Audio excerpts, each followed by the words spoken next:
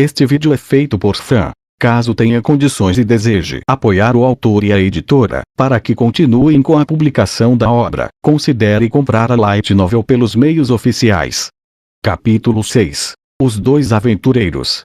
Parte 3. Sentindo algo como uma cor no vento, Brita fungou várias vezes, como um cachorro. Ela não estava enganada, o ar continha um aroma esverdeado. Este odor vinha de drogas misteriosas e plantas esmagadas. O cheiro disse a Brita que ela estava no seu destino. Brita continuou em frente, para um lugar onde o cheiro era mais forte do que antes. Espreitando para a esquerda e para a direita, ela andou até estar na frente de uma grande casa. Esta casa era diferente das outras ao redor, que foram projetadas como uma área de loja na frente e uma área de trabalho na parte de trás. Parecia ter sido construída do zero, algo que lembrava uma oficina. Ela sabia que chegara. A placa de madeira pendurada acima da porta indicava isso. O sino fixado no topo da porta tocou surpreendentemente alto quando ela abriu a porta da frente. Depois que entrou, ela se viu em algo que parecia uma sala de hóspedes. De frente para ela, havia dois bancos no meio da sala, armários de livros nas paredes e plantas ornamentais decoravam os cantos. Quando adentrou, uma voz a cumprimentou. Bem-vinda. Era uma voz masculina, embora parecesse jovem demais para pertencer a um homem. Olhando em volta, ela viu um adolescente de pé diante dela, vestido com um conjunto surrado de macacões de trabalho que estavam manchados com sumos de plantas esmagadas. Seu cabelo loiro cobria metade do rosto, por isso era difícil adivinhar sua idade, mas dada a sua altura e voz, ele deveria estar na puberdade.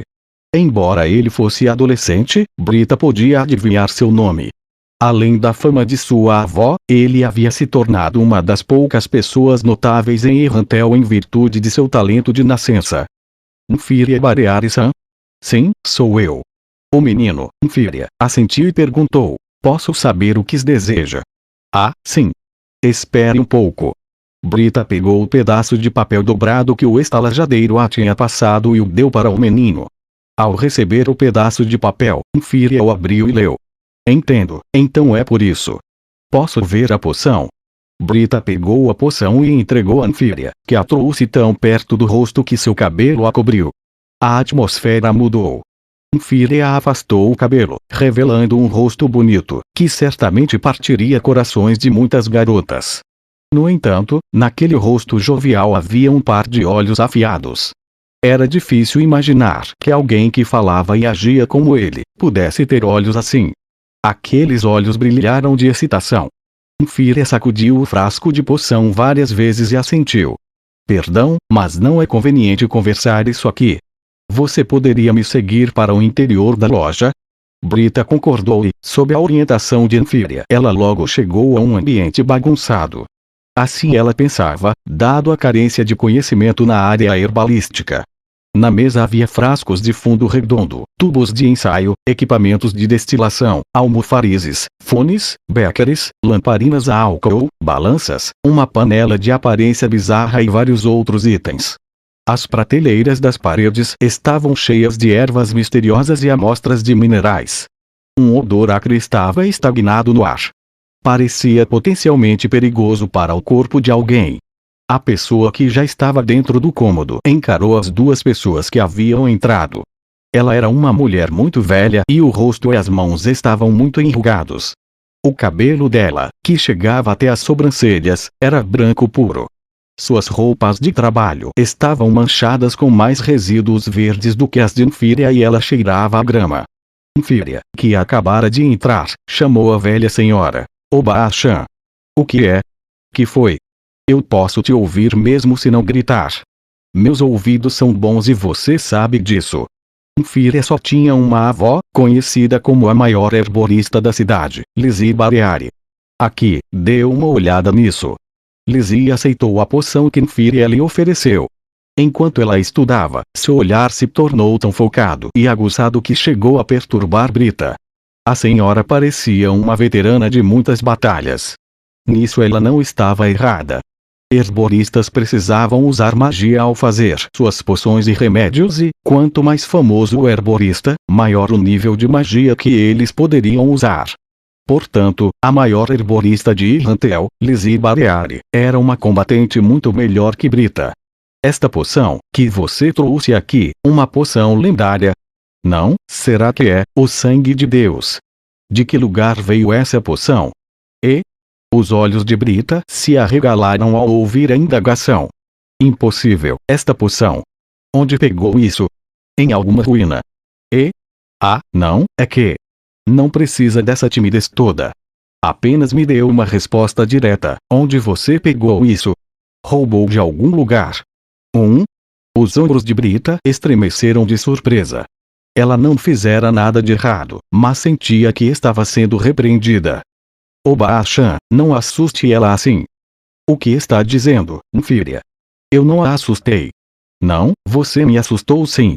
Brita queria dizer isso, mas em vez disso ela engoliu em seco e simplesmente contou a Lizzie a história completa sobre a poção. Alguém me deu como pagamento. Os olhos de Lizzie ficaram ainda mais severos. Espere um minuto, Oba-chan. Brita-san, poderia me dizer quem deu a você? E o porquê isso foi dado a você?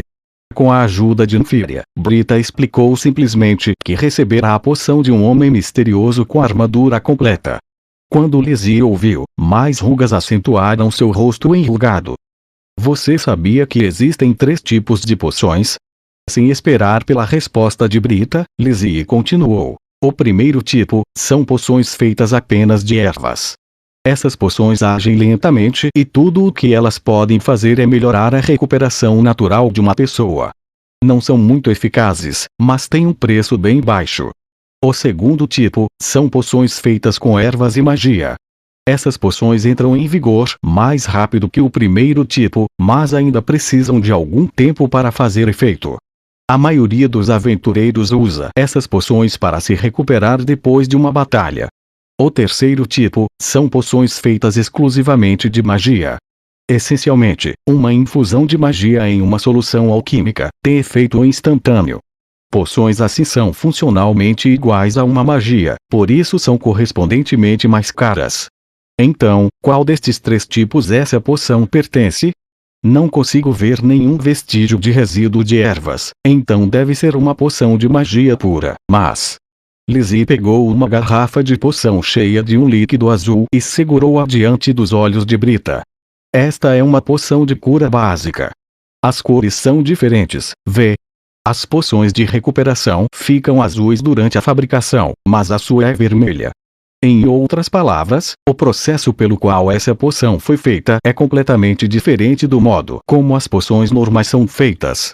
Ou seja, sua poção é bem rara e, por tudo o que sabemos, pode acabar revolucionando os métodos modernos de criação de poções. Bem, perceber isso leva tempo.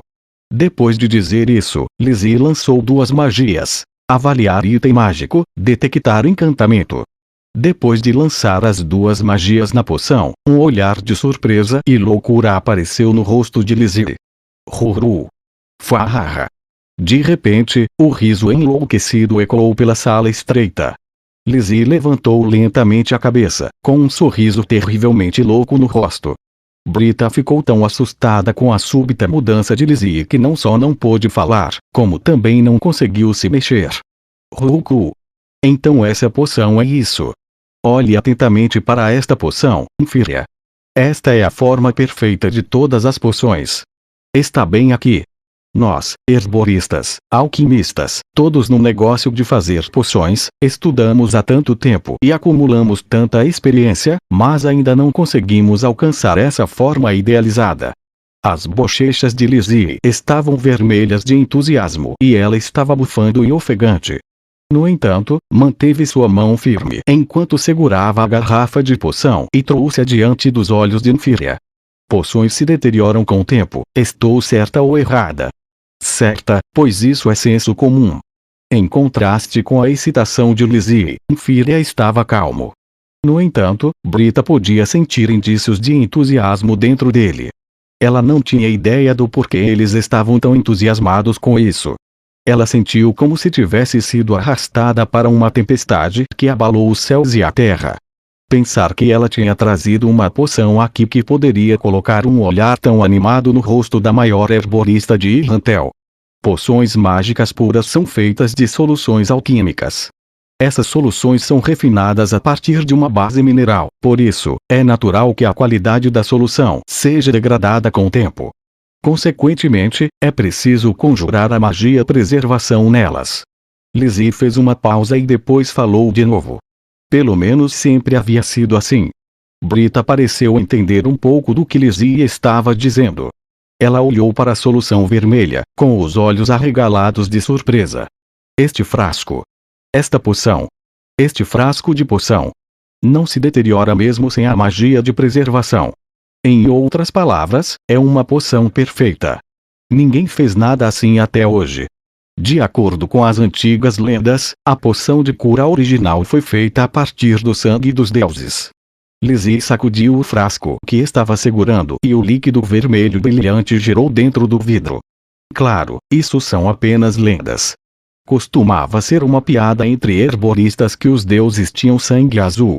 Depois de outra breve pausa, Lizzie olhou para o frasco de poção que segurava na mão, que começou a tremer de excitação.